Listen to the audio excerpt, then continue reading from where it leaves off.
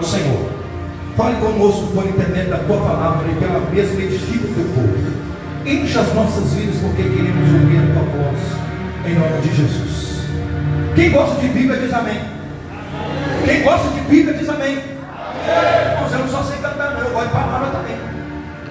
Escute bem que o texto que está escrito no livro de 2 Samuel, no capítulo 6, narra uma história aonde Davi agora ele é ungido a rei.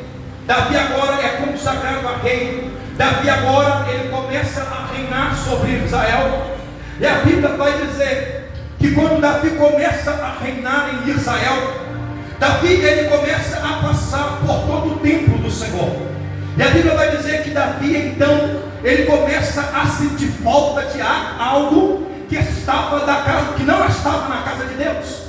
E a Bíblia vai dizer então que Davi faz uma revista em Israel e ele percebe que ali, aleluia, faltava um dos utensílios mais sagrados que representa e representava a presença de Deus, ou seja, a arca do Senhor, a arca do concerto. A Bíblia vai dizer então que Davi, então, quando ele percebe que a arca do Senhor, que representava a presença de Deus, não estava mais ali, ele então procura saber aonde a arca de Deus estava. E a Bíblia vai dizer então que Davi ele descobre que a arca do Senhor estava na casa de um homem chamado Abinadab. Quem conhece Bíblia, quem sabe de Bíblia, sabe que a arca do Senhor ela esteve ausente por um período, aleluia, da casa de Deus. E então quando Davi é ungido ao rei, a Bíblia vai dizer que ali naquele período a arca de Deus estava na casa de Abinadab. A Bíblia vai dizer então que Davi ele contrata um carroção de boi. Davi ele contrata 30 mil homens, 30 mil soldados. E a Bíblia vai dizer então que ele agora vai até a casa de Abinadab. E ele coloca um projeto no seu coração. Escute bem, Davi coloca um projeto no seu coração. Qual é esse, pastor? O projeto é em resgatar a presença de Deus, em resgatar a arca da aliança. A Bíblia vai dizer então que Davi ele agora está com o seu coração alegre. Davi ele contrata, aleluia, muitos homens, ele faz uma grande festa. E ali tinha um dos homens que tocava quase todo tipo de instrumento, como nós lemos no texto. A Bíblia vai dizer então que Davi agora ele contrata 2 filhos de Abinadab. O primeiro é Aiô, o segundo é Uzá. Todo mundo conhece a história. Quem aqui nunca ouviu alguém pregar sobre Aiô que morreu ao tocar a arca? Mas não é isso que eu vou falar. Todo mundo aqui sabe a história que a arca foi parar na casa de Obed-edom. Não é isso que eu vou pregar. Eu vou pregar outra coisa que Deus colocou no meu coração. Porque o que me chama a atenção agora é que Davi, conhecedor da palavra de Deus, Davi estava com muita pressa, Davi estava com muita vontade de resgatar a presença do Senhor.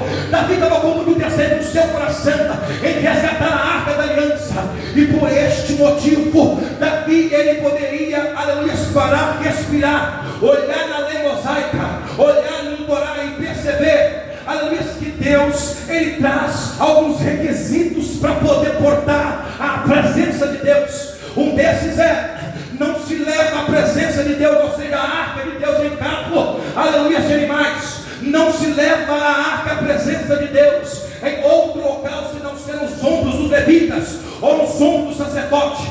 E quando você vai fazer uma revista, quando você aprofunda no texto e vai estudar sobre a raiz genealógica de Abinadab, quando você vai estudar sobre os filhos de Abinadab, você vai perceber que tem o Aiô e tem o Uzá, eles eram descendentes da tribo de Levi. Eles não eram descendentes de levitas e nem muito menos descendentes de sacerdote. Mas a Bíblia vai dizer, aleluia, que Davi ele está com pressa, ele está com muita vontade de resgatar a presença de Deus. E isso então faz com que ele esqueça de alguns requisitos exigidos por Deus. Então Davi então ele contrata os filhos de Aiô, os filhos de Abinadab. E vamos conjecturar agora. Vamos fazer uma conjectura do texto para que possa fazer uma simplicidade do texto, para que tenha um bom entendimento a quem está escutando a palavra de Deus.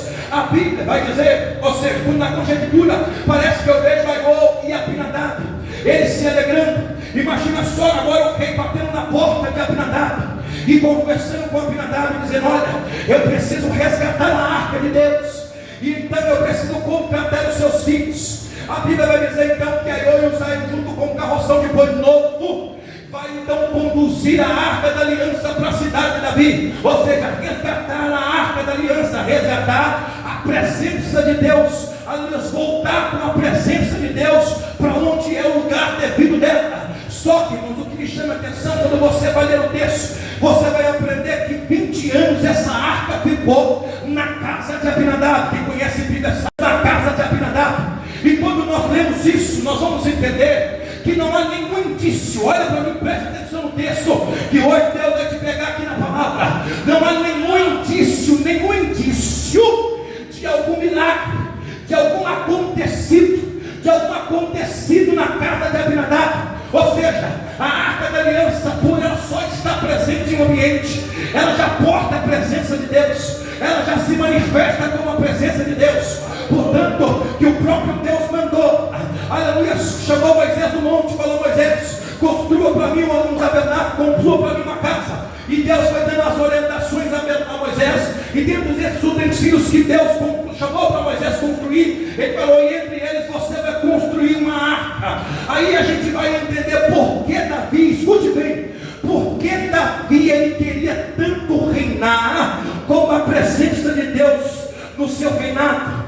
Por que Davi ele não aceitou reinar sem a presença de Deus no seu reinado? Aí a gente vai olhar simplesmente por esse utensílio chamado arca, e a gente vai perceber que, fazendo um estudo aprofundado sobre a arca da aliança, a gente vai entender que quando Deus chamou Moisés, ele deu a orientação para Moisés, e disse assim: Moisés, entre esses utensílios eu quero que você construa uma arca, porque eu quero morar dentro da arca, eu quero morar dentro da arca, eu quero fazer parte do meu povo. Deus ele queria morar entre o povo, Deus queria estar presente entre o povo. Só que Moisés ele não era artesão.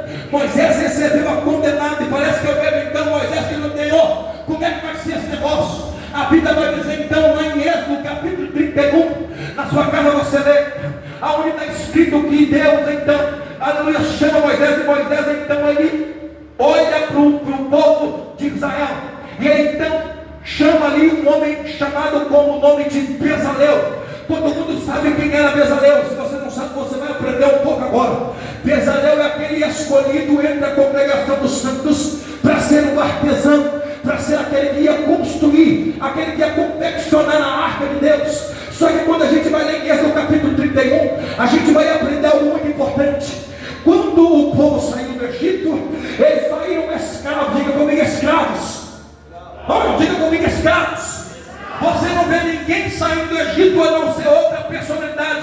Como escravo, mente de escravo, pensa como escravo, agia como escravo, porque quem conhece vida sabe que aproximadamente 430 anos o povo viveu como escravo, ou seja, eles saíram de lá com a mentalidade de escravo. Não tinha nenhum artesão, não tinha ninguém que trabalhava, ninguém que ele era perfeccionista em trabalhar, em confeccionar algo, aleluia, sagrado, que era a arca da aliança. Só que a Bíblia vai dizer então, aleluia, que Deus chama Moisés, e Moisés chama Bezalel. E quando Moisés chama Bezalel, Deus fala através de Moisés para Bezalel: Bezalel, Deus mandou te chamar, e ele disse que a construção do tabernáculo, os utensílios sagrados, eles vão ficar por você, você que vai confeccionar, vai construir a arca. E a Bíblia vai dizer então que ele então recebe todas as coordenadas de como Deus queria a arca da aliança. Mas antes de Bezalel construir a arca, o que chama atenção é nesse capítulo 31, que a Bíblia vai dizer que o Espírito de Deus, eu vou dizer de novo para você da glória, o Espírito de Deus, ele tomou a vida de Bezalel. Agora quem tem mente de escravo, quem pensava como escravo, quem agia como escravo, agora começa a receber habilidades. Ei, você está aqui não, irmão? Ai, vai dar glória a Deus aí. Quem era escravo, quem pensava como escravo, quem viveu como escravo, agora está recebendo dos céus uma habilidade, uma unção, uma graça, uma dádiva, um poder, algo que vinha do trono de Deus. Para quê? Para que fizesse que aquele homem se tornasse um grande artesão, para construir a arca da aliança. A Bíblia vai dizer que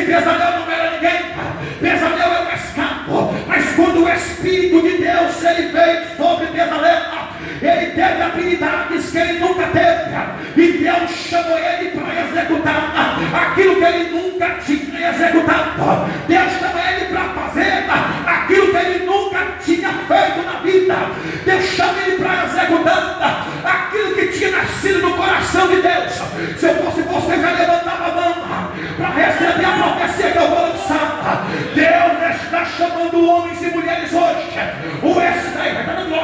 O Espírito Santo de Deus, ele vai descer sobre você. Ele vai tomar a tua mente, ele vai tomar a tua mão, ele vai